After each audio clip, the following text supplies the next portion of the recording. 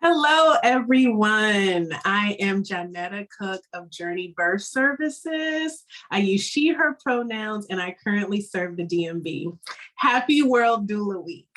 The purpose of World Doula Week is to empower doulas all over the world to continue doing what they do best, to improve the physical and emotional health of women, newborns, and families. Today, in observation of our candle side chat, I got this candle here. We are going to explore doulas pushing P's, pushing positivity, the need for access to Black doulas. I am Sierra Leone with Milestone Creations. I am a full spectrum doula, a lactation counselor, and a yoga instructor. And today I have my candle with me, which is called Wealth of Abundance, and it's by Faithful Sense. This story that we're speaking of today was created by myself and other members of the Black Millennials for Flint, led FreeMamas Village. And good afternoon, everyone. My name is Vanessa Vassall. I'm the National Programs Director for Maternal Health and Environmental Justice for Black Millennials for Flint. Yes, hello everyone, and I am Rokea Jones. I am a doula, birth keeper. I'm also the research director for Tubman Center for Health and Freedom, and also a part of the Millennials for Flint family. That's right. And our Black-owned candle is by Miss Kalina Brew, straight out of Seattle. You straight out of Zeta Phi Beta. I see sis from Noir Lux Candle Company. And talk about this a little bit. Yes. So this special little number here was made specifically for the Tubman Center for Health and Freedom. This scent is called Medicine for the People. So we are grateful. Yes. And Johnetta, tell us about the candle you have over there in the DMV. Yes, I have a candle from Philosophers Guild. It is my Harriet Tubman altar candle. So we're trying to get all the energy of Miss Tubman, okay? I love it. I love it. Well, let's get into this conversation. So over the past few years, the awareness of doulas has increased around the world, in particular due to the delivery benefits of reducing non-emergency C-sections, shortening the length of labor, and reducing epidurals and other risky painkillers. Black women are still not heard. What is the difference between a doula and just having your friend there to support you during delivery? Well, I'm going to say the difference would be like a doula is somebody who is well informed, right? Somebody who is a pillar in between the healthcare system and then also confidant for yourself. So, you know, although it is great to have your support people present and whoever that support person is for you, it's no right or wrong person. A doula is a professional that knows you know, tips and tricks to help soothe you, tips and tricks to help soothe your partner, words that you may not know or are aware of that the medical system may put out there. They're very special and unique to having things for you to comfort you, ways to help you with breastfeeding. They are just a wealth of knowledge, and I believe that everyone deserves a doula. Absolutely, Sierra. I 1000% agree with everything you said. And I have been in birth spaces as a doula where I have seen mothers and sister friends dote on their birthing person, and it just be absolutely beautiful. And I pulled them to the side and said, sis, you're a doula. But I think that one thing, in addition to seeking out continuous knowledge and education, is that they're able to support without bias.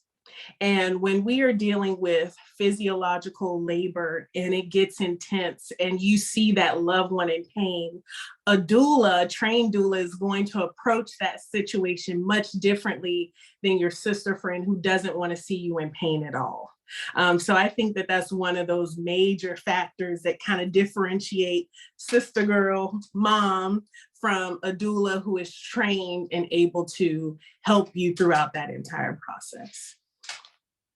And Rokea, you were going to add something? Yeah, I want to say you guys covered it beautifully. Excellent points on that. And I think the other really beautiful thing about having a doula is that doulas are tapped into the resources in your community.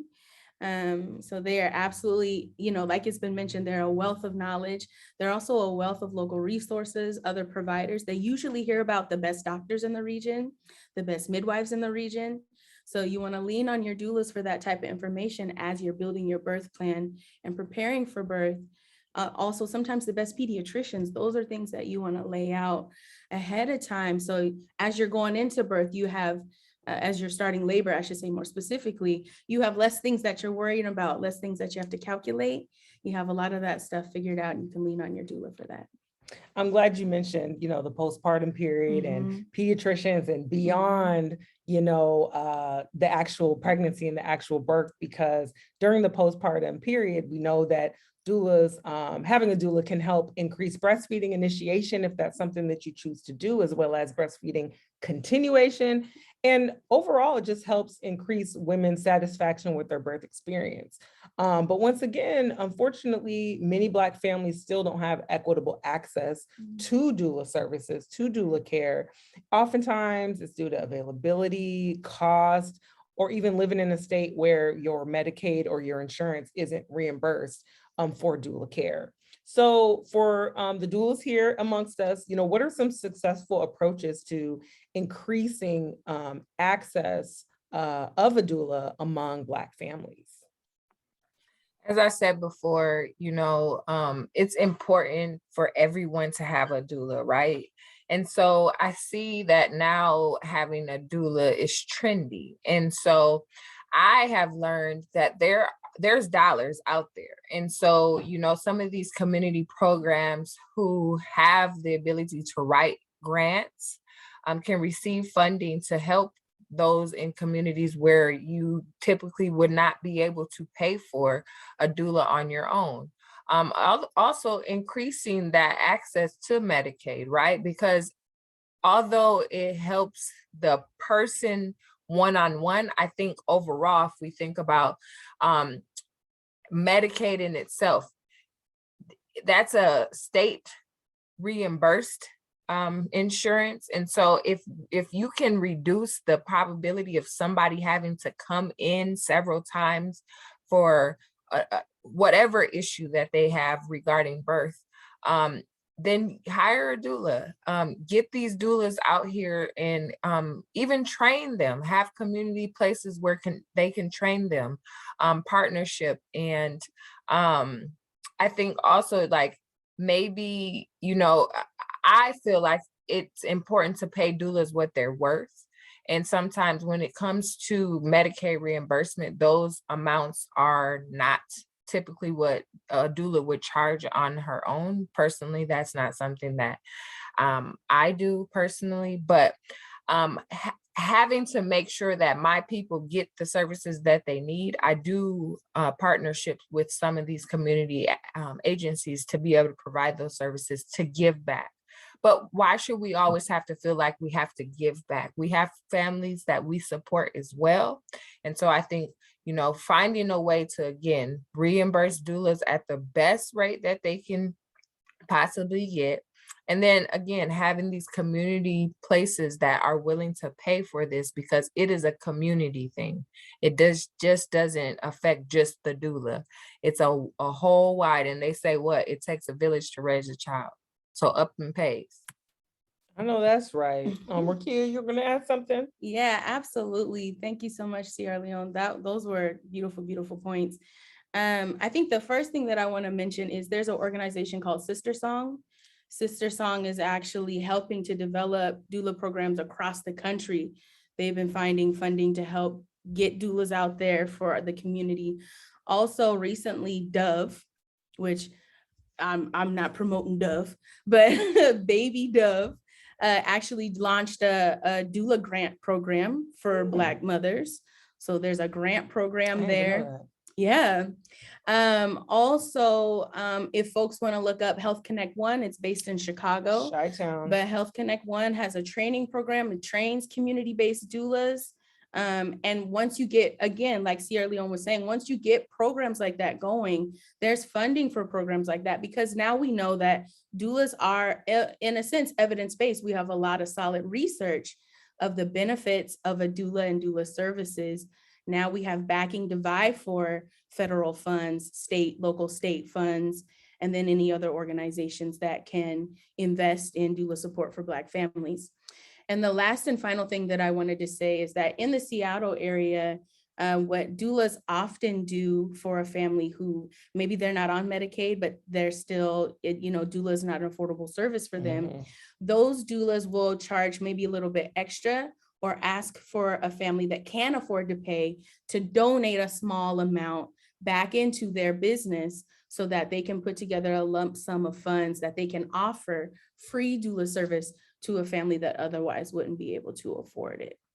So those are some ideas, kind of like crowdsourcing, so to speak, to be able to still live, because we have to have a living, we have to take care of ourselves, our families, our car, house, right? And so, working with your community to kind of feed into a fund so that you can offer that support to families. And shout out to Sister Song, because Sister Yes. Song is our funder for the Lead Free Mamas program. So shout out to Sister Song. Yes. I think I'll add that, to your point, or actually to something that Sierra said about training. I think something that we talked about earlier today is, I think another part about access with Black families is, are the doulas, even if the doulas aren't Black themselves, depending on what's available in your area, but are they specialized and trained in the special areas of pregnancy care that are most relevant and important to Black families? So if that does have to do with nutrition, if that has to do with, being able to find safe green spaces to have your, your regular physical activity while you're pregnant, if that is something with managing, your maybe some health conditions that you had before you were pregnant. We were talking about sickle cell and the challenges that a lot of moms have managing their pain, as well as, going through their beautiful journey of pregnancy. And of course, here at Black Millennials for Flint, like, our whole mission is around lead exposure. And so with the disparities of exposure in Black families, we want to ensure through our Lead Free Mamas program and other partnerships that our doulas do have the information to talk to families about, how can you get a lead blood test from your doctor? How can you come and get your water or your paint tested in your home to make sure that your new baby and your other children are not exposed to high levels of lead, because we know that Black communities are, treated like dump sites across this country. How can we talk about increasing calcium, vitamin C, and iron, which are the nutrients that help slow the absorption of lead, if you're only going to give these recipes that don't nobody want to eat? Like, you know what I mean? Like, okay, it's Sunday dinner. How are we going to incorporate this in what we're used to eating? Somebody who's accustomed to whatever your culture is, they may know. If there is a holiday where you are fasting, maybe it's Ramadan, maybe you have Easter at a different time of year, right? Maybe you're Orthodox, whatever it is. Do you have a doula that knows, okay, this is different and this is important, and so we're going to have a nutrition plan for your faith that is going to be your nighttime nutrition, right? Like, these are the types of things that, a doula that is tapped into the diversity of the Black experience, the diversity of Black motherhood, to give that information, to give those resources, like you mentioned, resources, like it's just particularly important, not just about the cost, because you may have the cost and be totally inappropriate match, but to have the person that is tailored to your birth goals, your birth plan, what you and your whole family desire for this new baby coming in. That cultural relevance, that cultural congruence, being tapped in that way to the community is actually life-saving for our families. Absolutely. These are the ways in which doulas can step in and actually produce the outcomes that we produce. And no shade to, DONA or Kappa or any of those mainstream training programs, but you've got to increase your information about the global majority. Today, we're talking about World Doula Week. Right. And a lot of that curriculum that is evidence-based also can be tailored to the global majority, who look like me.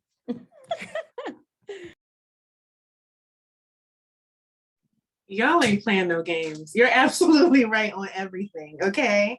And I think that one of the greatest takeaways that I took from what you, Vanessa, Rokea, and Sierra have said is that, yes, while doulas are trendy, there is a huge benefit to our community workers, to our home visitors, to those on the front line. They serve a special niche. They have an understanding. Like you said, they know who is going to give the best care. They understand how to combat racism. They understand all of those things within their community, and they can point you in the right direction. They have access to housing if you need it. There are just special, I want to say features, for lack of a better word, that they are going to have versus a doula who is outside of your community. Absolutely.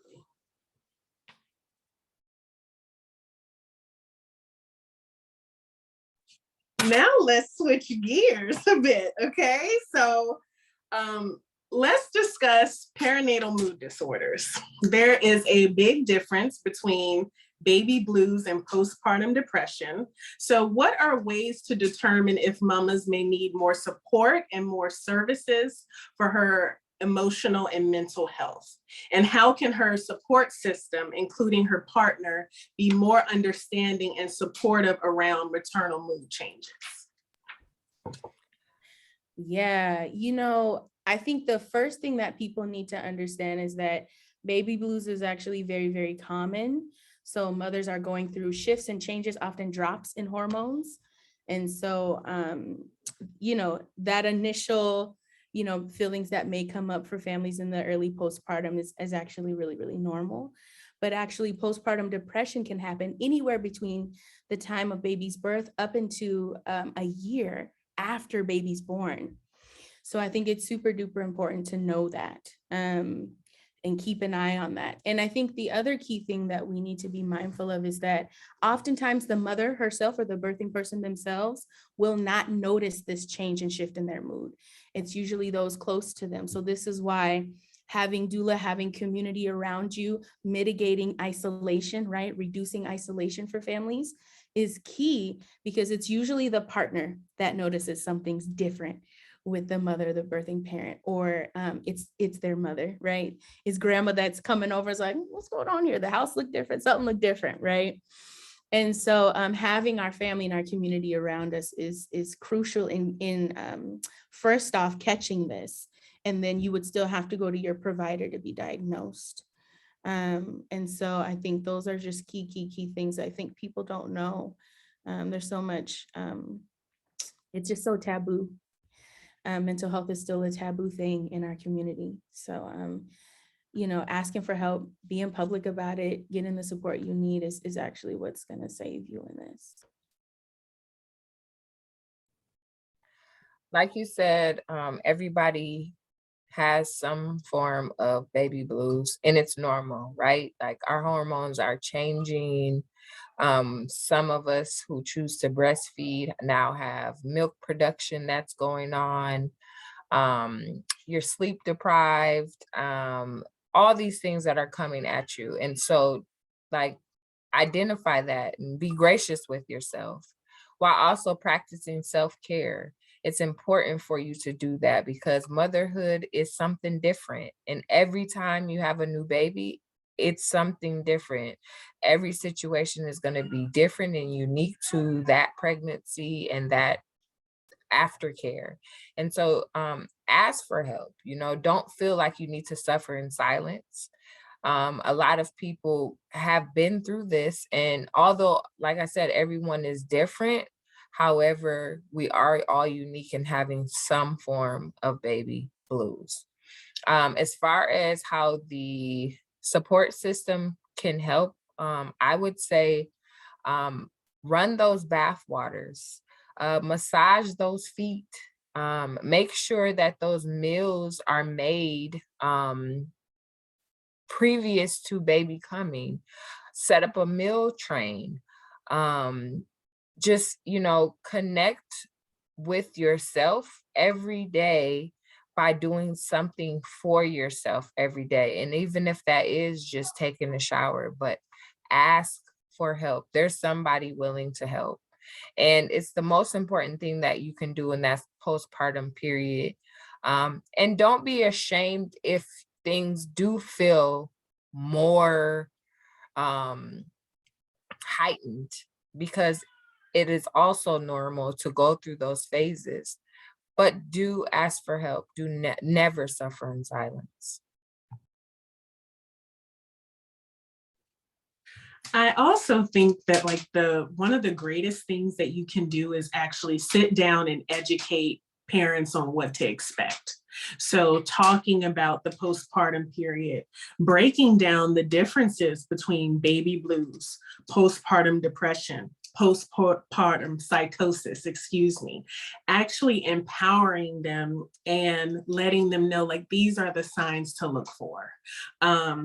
When I work with my clients, I actually have a packet that I give them that literally breaks down the most simplest task and really prompts them to start to have the discussion. Okay, who's going to wash the clothes when baby comes? Are we going to do a meal train? Who's going to wash dishes? Who is going to do diaper duty if I'm breastfeeding? So it forces them to go, wait a minute.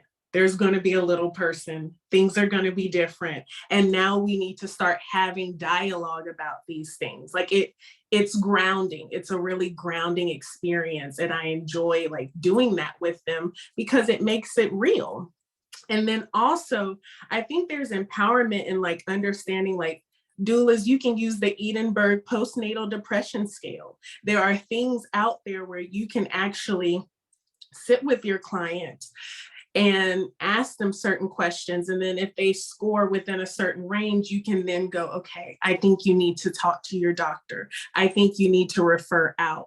I send my clients a long list of free groups that they can join, like based on if they're Hispanic, if they're Black, if this is their second child, depending on what area they live in. Like community is so important. So equipping them early on with like, yes, vision is birth plan and baby. I just want a healthy baby, but really grounding them in like, life afterwards is going to be a challenge. This is how I can best support you. This is how I can educate you and empower you and get and hopefully encourage you to start having the conversations with your partner. So I think like all of those things combined can really help empower clients so that they feel that they have a better understanding of the signs and what they need to do if they are actually experiencing them. And I'll say one, final thing to add, because as Black millennials for Flint, we're always talking about lead. I think too, another thing is you can still also get a blood lead test. Why? Because some of those signs of, you not feeling like yourself, or potentially your decision-making being different, or your impulses being different, or something maybe not being right in the way that you react to things. Those are actually signs, whether you're a mother or not, whether you're those are similar signs for lead poisoning or elevated lead levels anyway, even when you're not pregnant. So in addition to screening tools, such as the one that Johnetta mentioned, and other resources, also please roll out, your blood lead levels. I'll also add, a lot of times when we talk about this postpartum environment, we forget about the other kids. Like, there's potentially, and Johnetta mentioned it, if you want to get connected with a group of moms that aren't first-time moms, if there are other children there, including children, maybe if you notice that you have small children and their behavior is changing, we don't want that to be overwhelming and add to this new experience that you have. But that also is an opportunity to possibly get your child's lead levels checked, because if your other children are in that age group, right, where They are highly susceptible. We would love to, you know, and Black Millennials for Flint, we have a ton of resources online, as well as if you're in the DC area, we have our lead prevention app. But, you know, if you want to get your environment tested as well, not only to welcome the new baby, but for the kids who are already here. And of course, for you, your partner, grandma, everybody else, you know, we're all about the whole environment, making sure that if lead needs to be removed and abated, we can get that removed and abated, right? Throwing it back over to you, Sierra Leone. All right, as we wrap up, I would sincerely like to thank our viewers for tuning into the series, Doulas Push and P. Hey. To learn more about Milestone Creations, you can find me on Facebook at Milestone Creations, also on Instagram, Milestone Creations LLC. You can find me on TikTok at CC818, so that's SIESIE 818. And I also have a live podcast show called Everybody Has a Story on YouTube. You can find me there as well. And my website is www.milestonecreations.org. Peace. And to learn more about my doula services and placenta encapsulation services, you can find me on TikTok and Instagram, Journey with Johnetta. Journey is JOURNEE. Okay, 2 E's, we gotta put a little flavor on it. Okay, so Journey with Johnetta. And also my website is journeywithjohnetta.com. Thank you all so much for having me. Johnetta, I'm surprised you didn't mention placenta encapsulation. We talked about baby blues. This is your chance. Go. Okay, this is you. So, go. Placenta encapsulation is the hill I will die on. I want to normalize placenta encapsulation, especially for postpartum. It is a personal mission for me. I have 3 different unique birth experiences. I had, I won't make this too long, but I had an infant loss and I suffered from postpartum depression with my infant loss. After my infant loss, I had an unmedicated natural birth, but prior to, while I was preparing for that birth, I was just so afraid that I was going to get postpartum depression again. I was just so scared. And so I did some research and found out about the benefits of placenta encapsulation. And that was actually the second certification that I received after I became a doula, because I was like, I believe in it and its benefits. I had so much energy. I didn't even suffer from baby blues. It was remarkable. So I encourage every mom to look into placenta encapsulation, okay? It may seem gross, but it's just dehydrated placenta in little capsules. You don't have to taste it if you don't want to. You don't have to look at your placenta if you don't want to. But there are so many benefits. Helps boost your mood, helps to increase energy, helps to increase your milk supply. I could go on and on. But yes, there's more information on my website, www.journeywithjohnetta.com. Yeah, Johnetta, I'm so glad that you are the town crier for placenta encapsulation. It is actually a wonderful source of nutrients. There are a ton of nutrients. And it's actually been used. Some women have saved it and then used it during menopause because it helps to balance those hormones. So I still have a few capsules. I'm sorry. I still have a few for menopause. I'm saving them to see. I'm sorry. I didn't mean to cut you. No, you're good. Absolutely. Absolutely. And it's yours. It's yours. Your body made it. And every mammal after they give birth eats their placenta. So something to consider. And Johnetta is absolutely right. You don't have to see it. You don't have to taste it. It's just in powder form. You'll never know. It's like any other vitamin that you take.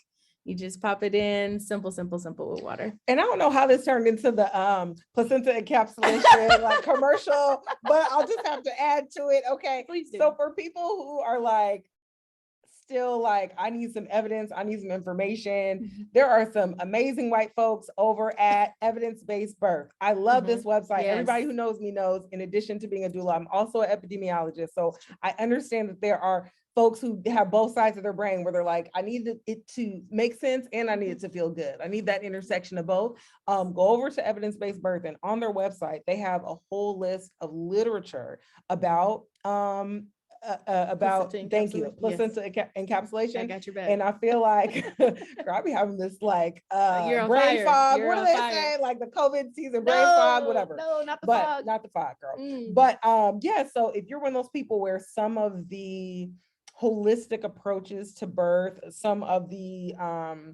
stereotypes about doulas, you really want to like check into the science behind it, check out Evidence-Based Birth website. Like I said, there's some great white folks over there at that website. I love them. I do, because I'm not gonna lie, I interviewed to work for them.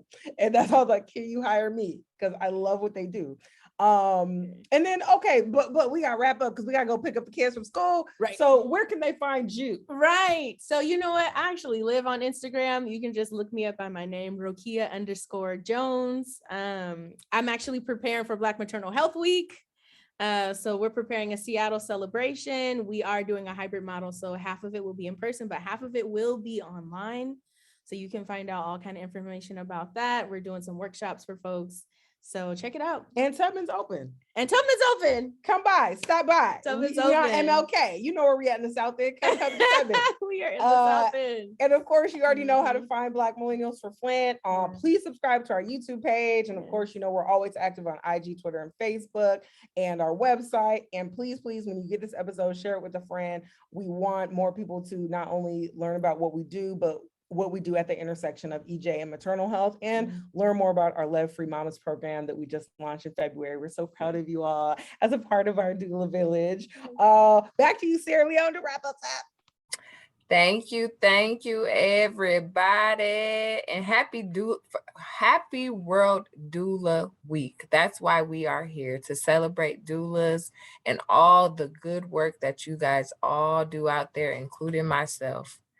Give your doula babies a kiss. Enjoy your week. Peace.